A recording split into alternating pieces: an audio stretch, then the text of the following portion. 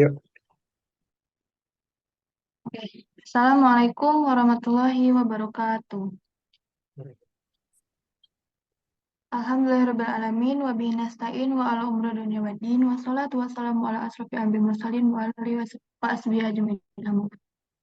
Yang saya hormati dosen pembimbing mata kuliah Pendidikan Pancasila Bapak Alif Lukmanul Hakim, dan yang saya banggakan teman-teman sekalian. Perkenalkan, saya Nur Hidayah dengan NIM 225229190, perwakilan dari kelompok 3 yang akan menjadi moderator dalam diskusi pada hari ini. Adapun anggota dari kelompok ini ialah Syahrul Anugrah Ramadan, Muhammad Rafa Supiana, Muhammad Rizky Darmawan, Rian Bahrain Akbar, dan Muhammad Fauzan. Selanjutnya, adapun tema diskusi kita pada hari ini yaitu Pancasila sebagai ideologi. Susunan acaranya meliputi 1. Pembukaan, 2. Penyajian materi, 3. Kesimpulan, dan 4. Penutup. Langsung saja kita mulai ke sesi yang pertama, yaitu pembukaan. Mari kita buka diskusi ini dengan mengucapkan basmalah. Bismillahirrahmanirrahim. Memasuki acara selanjutnya, yaitu penyajian materi. Saya berikan kesempatan kepada penyaji untuk menyampaikan hasil diskusi. Waktu dan tempat saya persilakan.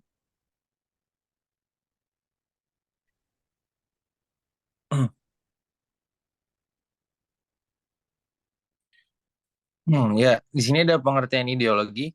Ideologi adalah gagasan yang disusun secara sistematis dan diyakini kebenarannya untuk diwujudkan dalam kehidupan. Kata ideologi sendiri berasal dari Yunani, yang terdiri dari dua kata, idea dan logi. Idea artinya melihat atau idean, dan logi berasal dari kata logos yang berarti pengetahuan atau teori. Dengan demikian, dapat diartikan bahwa ideologi adalah hasil penemuan dalam pikiran yang berupa pengetahuan atau teori. Oke, selanjutnya ada tujuan ideologi bagi suatu bangsa.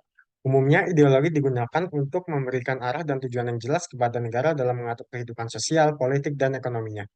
Tujuan utama ideologi ialah untuk mencapai kebahagiaan dan kesejahteraan rakyat serta membangun negara yang adil dan makmur.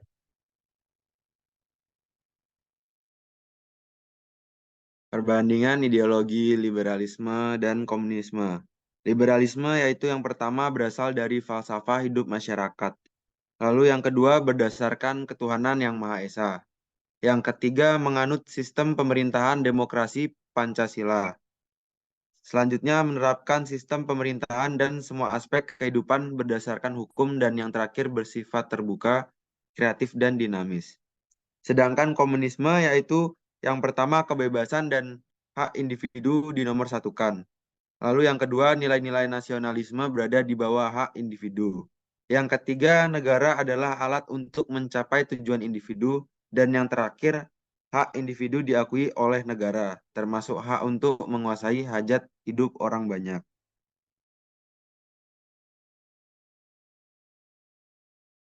Selanjutnya ada tipe ideologi. Yang pertama ideologi tertutup. Ideologi tertutup itu adalah ideologi yang bersifat mutlak. Dengan kata lain bahwa ideologi tertutup itu ajaran atau pandangan dunia atau filsafat yang menentukan tujuan-tujuan dan norma-norma politik dan sosial yang ditasbihkan sebagai kebenaran yang tidak boleh dipersoalkan lagi, melainkan harus diterima sebagai sesuatu yang sudah jadi dan harus dipatuhi. Ya, berikut ciri-ciri ideologi tertutup adalah yang pertama pluralisme pandangan dan kebudayaan ditiadakan, hak asasi tidak dihormati.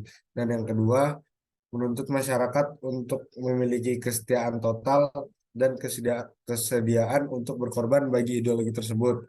Dan yang ketiga, isi ideologi tidak hanya nilai-nilai dan cita-cita, tetapi tuntutan-tuntutan konkret dan operasional yang keras, mutlak, dan total. Dan yang terakhir, ideologi tertutup itu bersifat totaliter.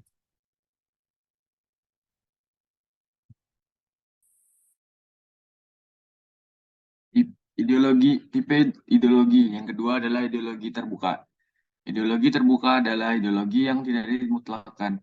Dapat diartikan juga bahwa nilai-nilai dan cita-citanya tidak dipaksakan dari luar, melainkan digali dan diambil dari kekayaan rohani, moral, dan budaya masyarakatnya sendiri. Ciri-ciri ideologi terbuka yaitu: 1. Merupakan kekayaan rohani dan budaya masyarakat atau falsafah. 2. Tidak diciptakan oleh negara, tetapi ditemukan dalam masyarakat sendiri. 3. Isinya tidak langsung operasional, sehingga setiap generasi baru dapat dan perlu menggali kembali falsafah tersebut dan mencari implikasinya dalam situasi kekinian mereka. 4. Tidak pernah memperkosa kebebasan dan tanggung jawab masyarakat, melainkan menginspirasi masyarakat untuk berusaha hidup bertanggung jawab sesuai dengan falsafah itu. Dan 5. Menghargai pluralitas.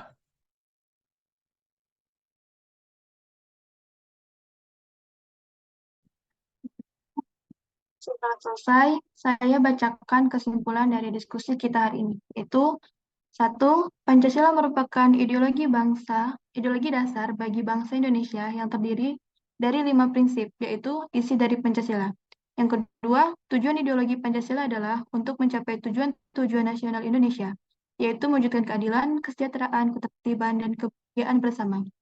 Yang ketiga, Pancasila juga menjadi dasar bagi pembentukan konstitusi Indonesia dan pandangan hidup bangsa Indonesia dalam berbagai aspek kehidupan. Demikian diskusi dari kelompok 3 memasuki acara selanjutnya yaitu penutup. Mari kita tutup diskusi pada hari ini dengan mengucap hamdalah. Alhamdulillahirrahmanirrahim.